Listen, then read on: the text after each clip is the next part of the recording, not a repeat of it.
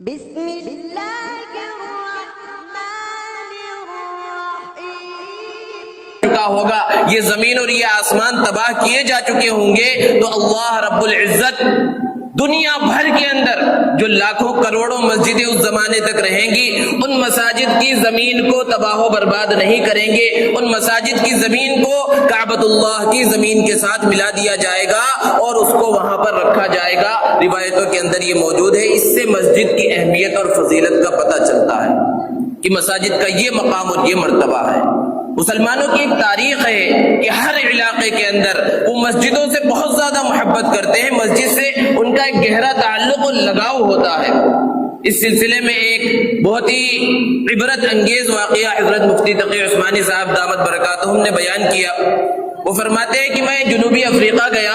جنوبی افریقہ کا ایک شہر ہے کیپ ٹاؤن، وہاں کے اندر مسلمانوں کی ایک بہت بڑی تعداد آباد ہے، لیکن وہاں جو مسلمان ہیں وہ وہاں کے مقامی مسلمان نہیں ہیں بلکہ ملیشیا کے رہنے والے مسلمان ہیں۔ انگریزوں نے جس طرح ہندوستان کے اوپر قبضہ کیا اور یہاں کے لوگوں کو اپنا غلام بنایا، اسی طرح انہوں نے اس زمانے میں دنیا کے مختلف علاقوں کے اوپر قبضہ کیا۔ ملیشیا کے اوپر بھی انہوں نے حملہ کیا، وہاں کے مسلمانوں نے انگریزوں کا مقابلہ کیا، لیکن چونکہ انگریزوں کے پاس طاقت بہت زیادہ تھی اور مسلمان کم تعداد میں تھے، اس لیے انگریز وہاں پر فاتح ہو گئے۔ اور جب انہوں نے فتح حاصل کی ملیشیا کے اوپر، تو وہاں کے مسلمانوں کے ایک بہت بڑے حصے کو انہوں نے قید کیا، اپنا غلام بنایا اور زنجیروں میں جکڑ کر ان کے پیروں میں بیڑیاں ڈال کر انہیں جنوبی افریقہ کے شہر کیپ ٹاؤن لے گئے۔ وہ انگریز اور وہ مغربی ممالک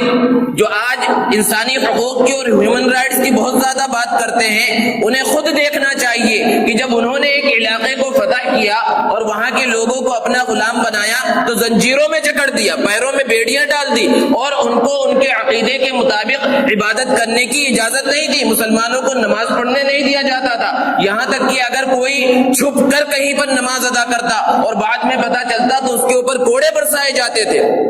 دن بھر بیڑیوں کے اندر ان سے مزدوری کرائی جاتی اور شام میں ان کی بیڑیاں کھول دی جاتی تاکہ اپنے بیرکوں میں جائیں اور لیٹ جائیں اور آرام کریں۔ لیکن یہ جو مسلمان تھے ایک بڑی تعداد کے اندر، جب شام میں ان کی بیڑیاں کھول دی جاتی تو وہ اپنے بیرکوں میں جانے کے بجائے قریب کے پہاڑی کے علاقے میں چلے جاتے اور سب کے سب صبح سے لے کر شام تک جتنی نمازیں چھوٹی ہوئی ہوتی وہ جماعت کے ساتھ وہاں پر ادا کرتے۔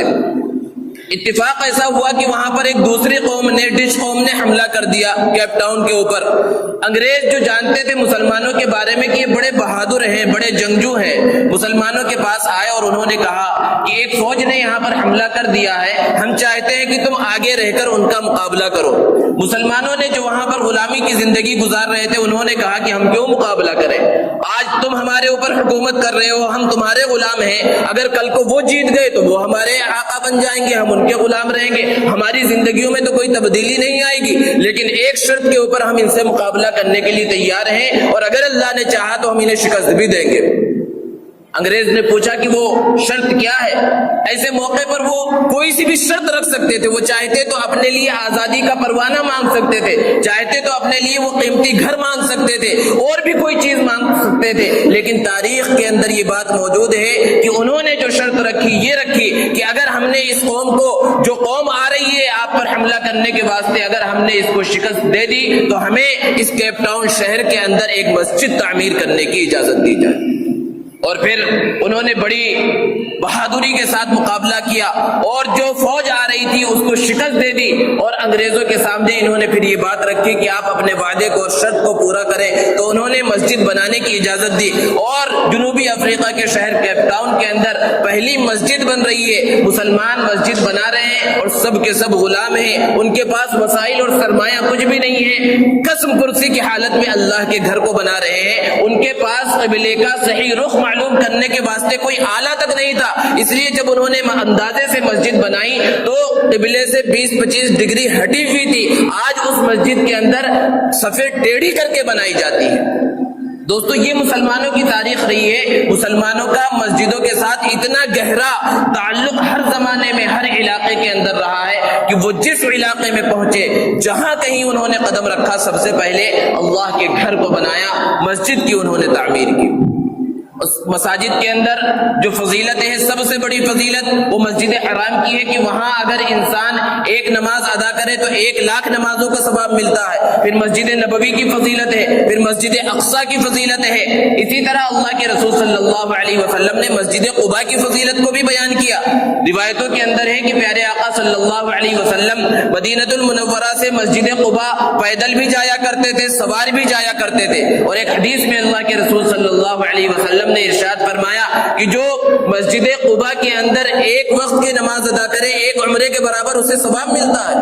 یہ مقام اور یہ مرتبہ ہے. اس کے علاوہ ان 4 مسجدوں کے علاوہ دنیا کی جتنی مسجدیں ہیں سب کی فضائل برابر ہیں, کسی کو کسی پر فضیلت نہیں ہے. اللہ تبارک و تعالیٰ نے تو یوں تو ہر چیز میں ایک کو دوسرے پر فضیلت دی, لیکن مسجدوں کے اعتبار سے بس انہی 4 مسجدوں کی فضیلت کو بیان کیا گیا ہے. اس کے علاوہ کسی مسجد کی کوئی خاص فضیلت نہیں ہے. ہر مسجد اللہ کا گھر ہے اور ہر مسجد کی فضیلت ہے. دوستو, مساجد کے اندر آنے والوں کے لیے اللہ کے رسول صلی اللہ علیہ وسلم نے بڑے فضائل بیان کیے ہیں. ایک حدیث میں اللہ کے رسول صلی اللہ علیہ وسلم نے ارشاد فرمایا کہ جو مسجد کے اندر آتا ہے تو اس کے ایک ایک قدم کے بدلے میں اللہ تبارک و تعالیٰ اس کی ایک غلطی کو معاف کرتے ہیں, ایک گناہ کو معاف کرتے ہیں اور اسے ایک نیکی عطا فرماتے ہیں. اسی طرح ایک حدیث میں اللہ کے رسول صلی اللہ علیہ وسلم نے ارشاد فرمایا جو جتنی دور سے چل کر آتا ہے اسے اتنا زیادہ ثواب اللہ تبارک و تعالیٰ عطا فرماتے ہیں. اسی طرح وہ لوگ جن کا دل مسجد کے اندر اٹکا رہتا ہے, لگا رہتا ہے, مسجد میں اٹکا رہنے اور لگا رہنے کا مطلب یہ ہے کہ اگرچہ وہ اپنے کام میں مشغول ہے لیکن دل و دماغ مسجد کی طرف ہے کہ کب اللہ رب العزت کی طرف سے بلاوا آئے, کب مؤذن کی اذان مجھے سنائی دے اور میں مسجد جا کر اللہ رب العزت کے احکام کو پورا کروں, اللہ رب العزت کے مقرر کردہ اس فریضے کو پورا کروں. ایک حدیث میں اللہ کے رسول صلی اللہ علیہ وسلم نے ارشاد فرمایا کہ قیامت جب قائم ہوگی تو 7 لوگ ایسے ہوں گے جنہیں اللہ تبارک و تعالیٰ اپنے عرش کا سایہ عطا فرمائیں گے اور اس دن اس عرش کے سائے کے علاوہ کوئی سایہ نہیں ہوگا. ان 7 لوگوں میں سے ایک وہ شخص بھی ہے جو مسجد کے اندر زیادہ وقت گزارتا ہے اور مسجد میں اس کا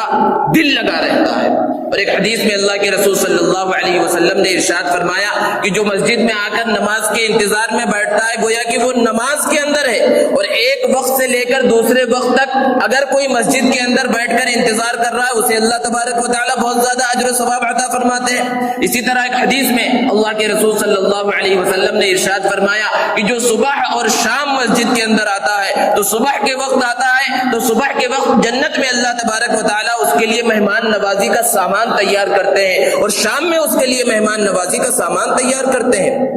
یہ فضائل اللہ کے رسول صلی اللہ علیہ وسلم نے مسجد میں آنے والوں کے واسطے بیان فرمائے ہیں. مسجد جس طرح ایک مسلمان کا دوسرے مسلمان کے اوپر حق ہوتا ہے, شوہر کا بیوی کے اوپر حق ہوتا ہے, بیوی کا شوہر کے اوپر حق ہوتا ہے, رشتہ داروں کے حقوق ہوتے ہیں, اسی طرح مساجد چونکہ مسلمانوں کا شعار ہے, اسلام کا شعار ہے اور اسلام کی یہ نشانی ہے, اس لیے مسلمانوں کے اوپر ان مساجد کے بھی کچھ حقوق ہیں جن کا ادا کرنا ہر مسلمان کے اوپر ضروری ہے. اور جو مساجد کے ان حقوق کو, ان آداب کو ادا کرتے ہیں, ان کو پورا کرتے ہیں, اللہ تبارک و تعالیٰ ان سے خوش ہوتے ہیں. اور جو لوگ مساجد کے حقوق کو پورا نہیں کرتے اللہ تبارک و تعالیٰ ان سے ناراض ہو جاتے ہیں.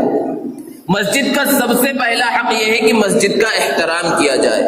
مسجد کا اچھی طرح سے احترام ہو. مسجد کا احترام کیا ہے کہ یہاں پر شور شرابہ نہ ہو, یہاں پر شور شرابہ, تیز آواز میں بات, غیبت, چغل خوری, یوں تو جتنے بھی گناہ ہیں ہر ایک سے ہمیشہ بچنا چاہیے, لیکن مسجد میں آ کر اگر وہی گناہ کیا جائے تو اس کا وبال اور زیادہ بڑھ جاتا ہے. تو سب سے اصل ہے کہ مسجد کا احترام کیا جائے, اور مسجد کے احترام کے اندر یہ چیز بھی داخل ہے. اللہ کے رسول صلی اللہ علیہ وسلم نے ارشاد فرمایا کہ بدبو دار چیز کھا کر مسجد میں نہ ہو. مثالیں بیان فرمائی کہ کچا لہسن اور کچی پیاز کھا کر مسجد کے اندر نہ ہو, کیونکہ اس سے نمازیوں کو تکلیف ہوگی, یہاں جو فرشتے موجود ہیں انہیں تکلیف ہوتی ہے. تو اس روایت کے اندر جو بات بیان کی گئی ہے کہ کچا پیاز اور کچی لہسن کھا کر نہ ہو, کوئی بھی ایسی چیز جس کی وجہ سے بدبو پیدا ہو اس کو لے کر اس کا استعمال کر کے مسجد میں آنا درست نہیں ہے. جیسے کہ گٹکا ہے, پان ہے جس سے بدبو پھیلتی ہو, یا اسی طرح اور کوئی چیز ہے جس کو انسان استعمال کرے اور اس کی وجہ سے بدبو آ جائے اس کے منہ میں, تو اس کو استعمال کر کے مسجد میں نہ آئے. یہ مسجد کا احترام ہے.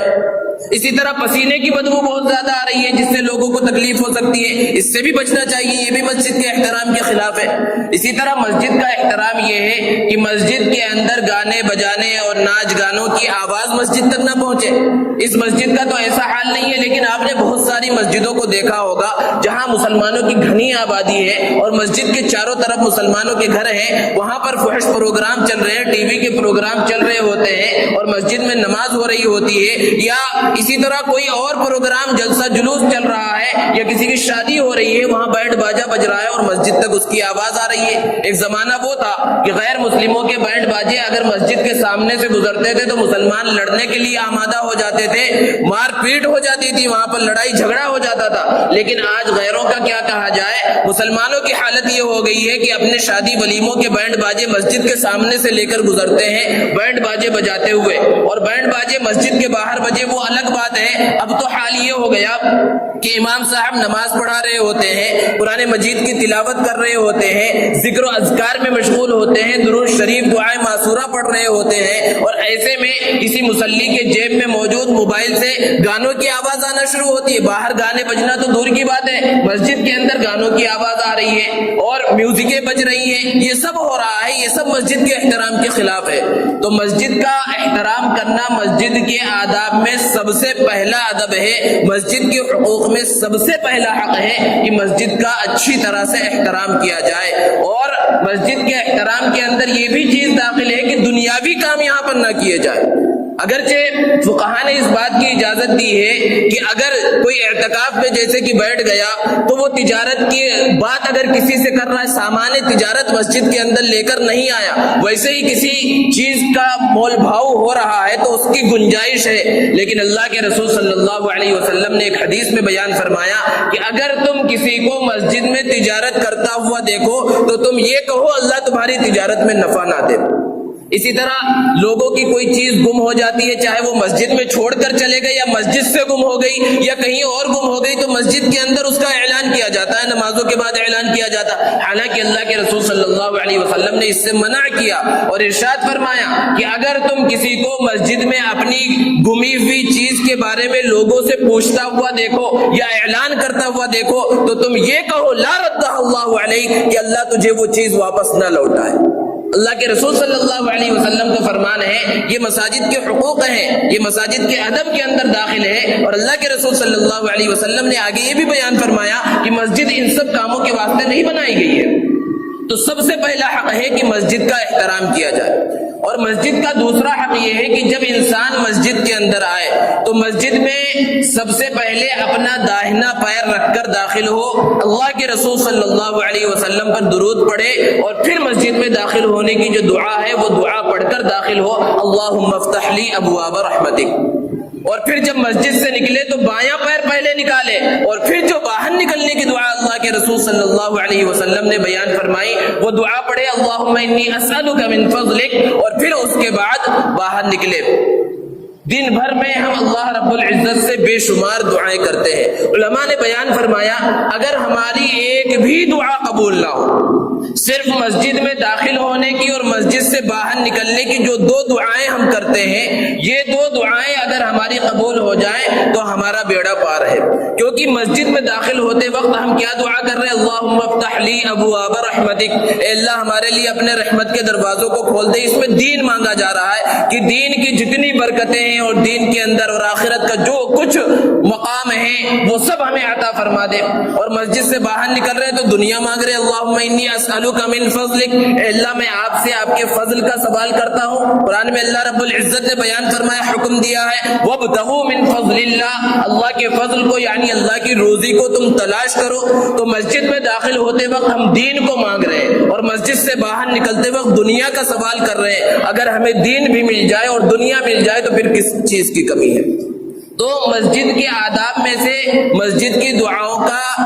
خیال کرنا اور اس کی رعایت کرنا بھی ہے، اور ان دعاؤں دعاؤں کی رعایت کرنے سے خود ہمارا فائدہ ہے۔ اسی طرح مسجد کا ایک حق، ایک ادب یہ بھی ہے کہ جب ہم مسجد کے اندر داخل ہوں اور ابھی نماز کا ٹائم نہ ہوا ہو، جماعت کھڑی نہ ہوئی ہو، جمعے کا خطبہ ابھی شروع نہ ہوا ہو اور وقت ہو اور کوئی مکروہ وقت بھی نہ ہو، تو مسجد کے ادب میں سے ہے کہ ہم 2 رکعت تحیۃ المسجد پڑھ لیں۔ اللہ کے رسول صلی اللہ علیہ وسلم نے اس کا حکم دیا اور اللہ کے رسول صلی اللہ علیہ وسلم نے اس کے فضائل کو بیان فرمایا ہے۔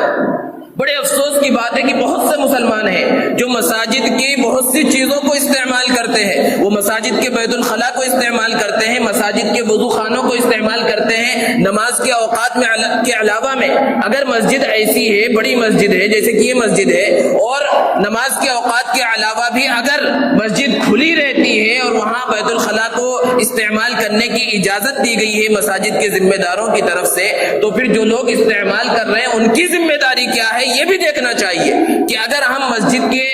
اندر آئے اور ابھی نماز کا وقت نہیں ہوا اور اپنی ضرورت سے فارغ ہوئے، تو اپنے کام سے آئے تھے، تھکے ہارے تھے، ضرورت سے فارغ ہوئے، بازو میں وضو خانہ موجود ہے، وضو سے فارغ ہو جائیں۔ جب ہم وضو کر لیں گے تو چاق و چوبند ہو جائیں گے، ہمارے اندر چستی پیدا ہو جائے گی اور پھر مسجد میں آ کر 2 رکعت تحیۃ المسجد ادا کر لیں۔ اور علماء نے تو بیان فرمایا کہ 2 رکعت تحیۃ المسجد کے اندر ہی 2 رکعت تحیۃ الوضو کی بھی نیت کر لے تو 2 رکعت میں 4 رکعتوں کا ثواب ملے گا۔ اور تحیۃ الوضو کی کیا فضیلت ہے؟ اللہ کے رسول صلی اللہ علیہ وسلم نے حضرت بلال رضی اللہ تعالی عنہ سے ایک مرتبہ پوچھا، اے بلال، آخر تمہارا عمل کون سا عمل ہے خاص کہ میں نے جنت میں تمہارے قدموں کی آہٹ اپنے آگے آگے سنی ہے؟ حضرت بلال رضی اللہ تعالی عنہ نے ارشاد فرمایا، میرا تو کوئی خاص عمل نہیں ہے اللہ کے رسول، لیکن جب بھی میں وضو کرتا ہوں 2 رکعت تحیۃ الوضو پڑھ لیتا ہوں۔ تو تحیۃ الوضو کا یہ مقام اور یہ مرتبہ ہے۔ تو بہرحال مسجد کے آداب میں سے یہ بھی ہے کہ جب ہم مسجد کے اندر داخل ہوں اور اگر موقع ہو تو ہم 2 رکعت تحیۃ المسجد پڑھ لیں۔ اور عام طور پر یہ دیکھا جاتا ہے کہ لوگ آتے ہیں مسجد میں اور انہیں سنت پڑھنا ہوتا ہے یا تحیۃ المسجد پڑھنی بھی ہوتی ہے تو پہلے بیٹھ جاتے ہیں، پھر اس کے بعد کھڑے ہو کر پڑھتے ہیں۔ حالانکہ اللہ کے رسول صلی اللہ علیہ وسلم نے جو لفظ استعمال کیا تحیہ، اور تحیہ کس کو کہا جاتا ہے؟ پہلی ملاقات کو کہا جاتا ہے۔ پہلی ملاقات کے وقت جو کچھ کیا جائے اسے تحیہ کہا جاتا ہے۔ اگر ہم کسی سے ملاقات کرنے کے واسطے کسی کے گھر پہ جائیں تو ہم کیا کرتے ہیں؟ کھڑے کھڑے پہلے ملاقات کر لیتے۔ ایسا نہیں ہوتا کہ گئے اور پہلے آرام سے کرسی پر بیٹھ گئے، صوفے پر بیٹھ گئے اور پھر 10 منٹ کے بعد السلام علیکم کہہ رہے ہو، اس طرح نہیں ہوتا، بلکہ پہلے ہم ملاقات کرتے ہیں۔ اسی طرح اللہ کے رسول صلی اللہ علیہ وسلم نے بیان فرمایا کہ مسجد میں جب پہنچو تو بیٹھنے سے پہلے، اگر کوئی بیٹھ رہا ہے تو کوئی گناہ کا کام نہیں ہے، لیکن جو فضیلت اس سے حاصل ہو رہی ہے بیٹھے بغیر اگر ادا کرے گا تو اس سے زیادہ مقام و مرتبہ اور فضیلت اسے حاصل ہوگی۔ اسی طرح مسجد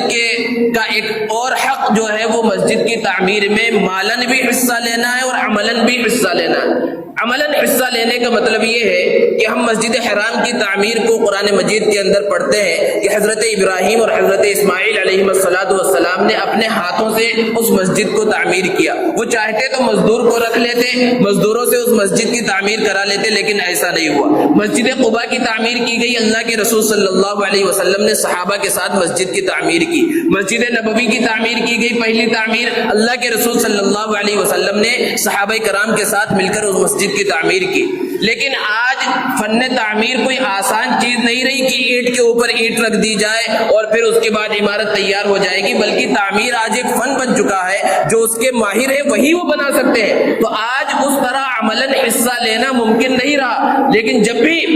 علماء نے بیان فرمایا کہ اگر کہیں مسجد کی تعمیر ہو رہی ہو تو ہم بنانے کے اندر تو حصہ نہیں لے سکتے، کیونکہ اس کو تو مستری اور مزدور ہی بنائیں گے، لیکن کچھ جگہ کے اوپر اینٹیں رکھی ہوئی ہوں، اس کو اٹھا کر ایک جگہ سے دوسری جگہ رکھنا ہو تو 10 اینٹیں ایک جگہ سے اٹھا کر دوسری جگہ رکھ دے، کچھ تھیلے سیمنٹ کے اس کو ہٹا کر ایک جگہ سے دوسری جگہ رکھ دے، ایسے چھوٹے موٹے کام ہم پورا کر لیں تاکہ اللہ کے رسول صلی اللہ علیہ وسلم کی سنت بھی ادا ہو جائے۔ اور اصل چیز ہے اپنے مال کو مسجد کی تعمیر کے اندر خرچ کرنا۔ اللہ کے رسول صلی اللہ علیہ وسلم نے ارشاد فرمایا کہ من بنا للہ مسجدا بنى اللہ لہ بیتا فی الجنہ، کہ جو اللہ کی رضا کی خاطر مسجد کی تعمیر کرتا ہے اللہ تبارک و تعالی اس کے لیے جنت میں گھر بناتے ہیں۔ سب سے پہلی شرط یہ ہے کہ اللہ کی رضا کے لیے مسجد تعمیر کرے۔ اگر دکھلاوے کے لیے مسجد تعمیر کر رہا ہے کہ لوگ اس کی تعریف کریں کہ ارے فلاں نے مسجد بنائی ہے، اگر یہ نیت ہے تو اس کا کوئی ثواب نہیں ملے گا۔ اللہ کی رضا کی خاطر مسجد کی تعمیر تعمیر کی جا رہی ہے تو جنت میں اس کے لیے گھر بن رہا ہے. اور کوئی پوری مسجد بنائے تو بڑی اچھی بات ہے, بڑی مسجد عالیشان مسجد بنا دی تو بہت اچھی بات ہے, لیکن اگر کسی کی اتنی استطاعت نہیں ہے تو جتنا بھی مسجد کی تعمیر میں حصہ لے گا اللہ تبارک و تعالیٰ کی ذات سے امید ہے اللہ تبارک و تعالیٰ اسے اس کے مطابق اجر و ثواب عطا فرمائیں گے. حضرت عثمان غنی رضی اللہ تعالیٰ عنہ نے اپنے دور خلافت میں وہ مسجد نبوی جو اللہ کے رسول صلی اللہ علیہ وسلم کے زمانے میں تعمیر کی گئی تھی اس مسجد نبوی کو منہدم کیا اور ازسر نو پوری مسجد بنائی اور مسجد کو بڑا بھی بنایا اور بڑی خوبصورت مسجد بنائی. چھتوں کے اوپر پہلے صرف